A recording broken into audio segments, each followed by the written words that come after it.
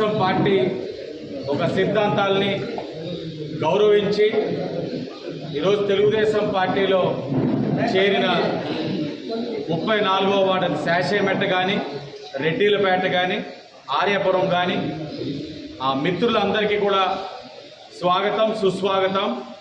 Telugu Desam party, BJP, Janasena ఒక మైత్రి గెలుపు కోసం కృషి చేయండి. తప్పకుండా రేపటి రోజున తెలుగుదేశం పార్టీ అధికారంలోకి రావడం ఖాయం. రాజమండ్రి సిటీ అత్యధిక శాతం మెజార్టీ నెగ్గబోతాం.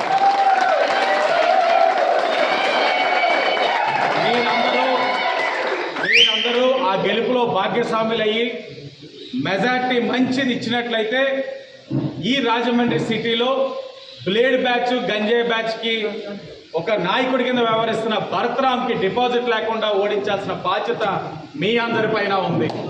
ఎందుకంటే ఈరోజు యువతకి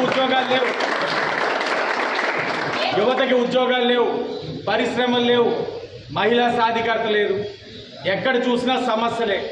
ఆ సమస్యలన్నీ తీరాలి అని అంటే తెలుగుదేశం పార్టీ రావాలి. మీరందరూ కూడా క్రమశిక్షణ కలిగిన కార్యకర్తల కింద పని చేయండి. ఈ 50 రోజులు మీరు పనిచేయండి. ఆ పైన 5 సంవత్సరాలు మీ బాధ్యత మేము తీసుకుంటామని మీ అందరికీ కూడా మరొక కార్యక్రమం ఉంది. మసీదులో ఇఫ్తార్ ఉంది, అక్కడికి వెళ్ళవలసి ఉంది. లేకపోతే మీతో పాటు వార్డు తిరిగే వాళ్ళం.